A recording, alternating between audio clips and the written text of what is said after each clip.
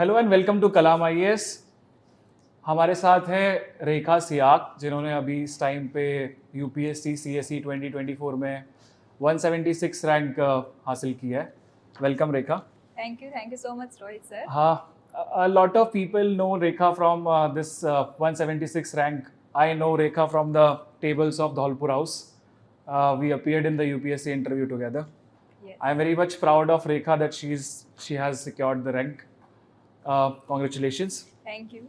Rekha, first of all, I would like to ask you that how do you feel after securing this rank in your third attempt?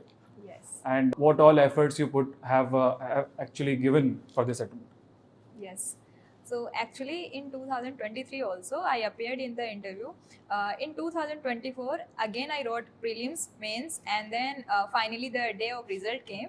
And while checking the list, I was very nervous that whether this time also the name will be there or not.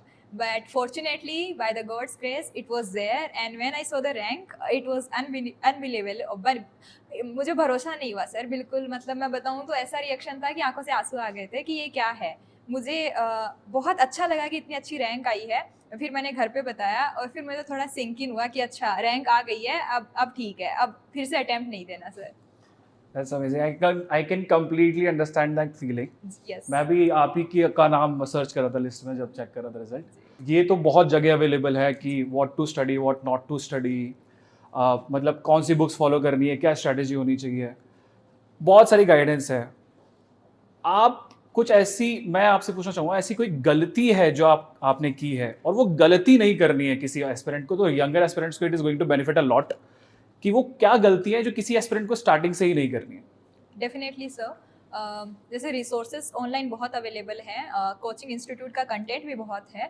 तो जो गलतियां हैं जो मैंने जब reflect back किया तो मुझे एहसास हुआ in 2023 attempt that PYQ writing for the mains. Prelims का हम कंटेंट बहुत शुरू से करते हैं और मेन सब्जेक्ट जो पॉलिटी, इकोनॉमिक्स, हिस्ट्री, इन्वायरमेंट, इन सब पे हम बहुत फोकस करते हैं। बट मेंस रिलेटेड जो सब्जेक्ट हैं उनको हम प्री से पहले कवर नहीं करते हैं। और मेंस और प्रीलिम्स के बीच में बहुत कम टाइम है। अब तो यूपीएससी बहुत कम टाइम दे रहा है, fortunately unfortunately less than 90 days I guess this time.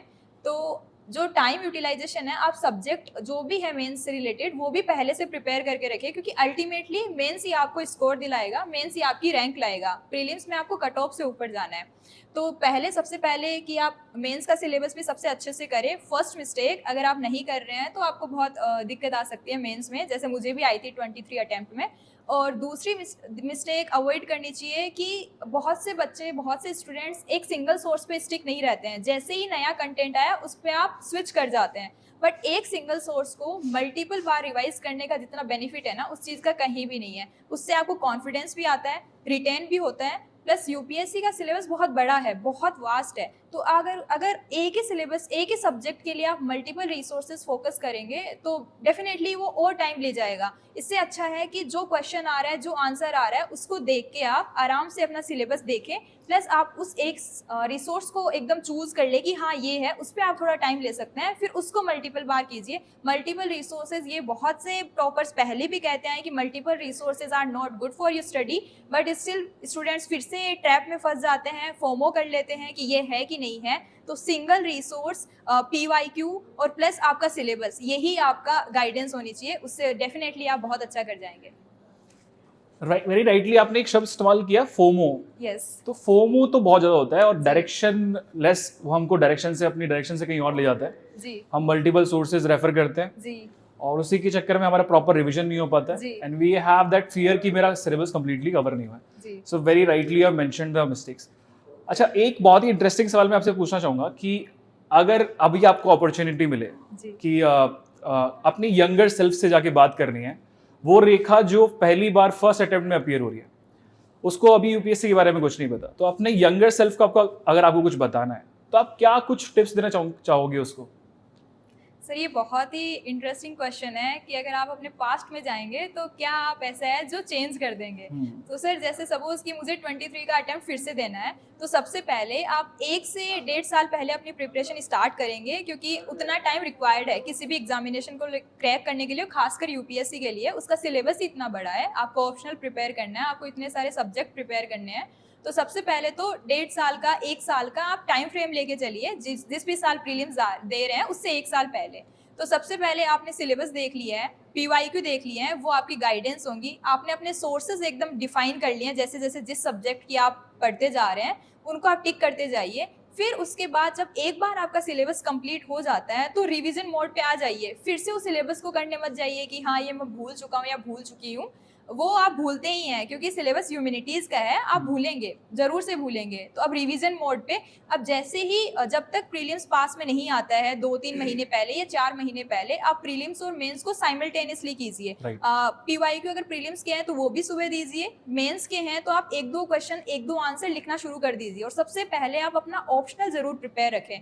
Optional अगर प्रिपेयर होगा तो जो टाइम फ्रेम मिलता है मेंस टू प्रीलिम्स और मेंस के बीच में, उसमें आप बहुत अच्छा इंप्रूव कर जाएंगे, प्रैक्टिस कर पाएंगे डेफिनेटली सर। और ऑप्शनल का बहुत ज्यादा वेटेज है, तो बहुत अच्छे से उस 1 साल में आप प्रिपेयर कीजिए। प्रीलिम्स प्लस मेंस एक साथ, आपके सोर्सेज डिफाइन हो गए, आपको पता है कि आपको ये करना है, फिर आप प्रीलिम्स पे स्विच हो जाइए। और उसमें भी आप मल्टीपल बार पीवाईक्यू, स्टैटिक, करंट अफेयर्स और सीसेट, उसमें आप अपना डिवाइड कर लीजिए। एक स्ट्रेटेजी जो आपको बनानी भी चाहिए, उसको फॉलो भी करनी चाहिए और उसकी टाइमलाइन भी होनी चाहिए। और ऐसे ही आपका प्री से मेंस के बीच में भी एकदम फिक्स होना चाहिए कि मैं क्या क्या करूंगा। Obviously there will be changes, क्योंकि flexibility should always be there. I believe कि क्योंकि जैसे जैसे सर्कमस्टेंसेस होती हैं आप चेंज करेंगे, that is definitely okay. But जो भी है आपका एक डायरेक्शन आपकी फिक्स होनी चाहिए कि इसमें मैं जाऊंगा। और फिर जैसे ही मेंस हो जाता है फिर उसी दिन से आप थोड़ा इंटरव्यू का देखना शुरू कर दीजिए, क्योंकि जैसे ही इंटरव्यू कॉल आता है उसके बाद आपके पास बहुत कम टाइम होता है। फिर से क्या पता आपका first week of the interview ही हो तो आपको टाइम नहीं मिलेगा। तो उस 2 महीने में भी आप आराम से थोड़ा मेंस पे फोकस और पूरा, तो 1 साल पहले की प्रिपरेशन आप कंप्लीट कीजिए। उसके बाद 1 साल जो जर्नी की है वो भी आप उसी हिसाब से डिवाइड करके रखिए और अपने प्लान्स बिल्कुल रेडी रखिए। मंथली, वीकली, डेली भी अगर किसी के हो सके तो, डेली में भी पॉसिबल ना हो, बट मंथली और वीकली आप जरूर रखिए। और एग्जाम की टाइमलाइन भी अपने सामने रखिए। बिल्कुल, definitely this is definitely going to help the young aspirants.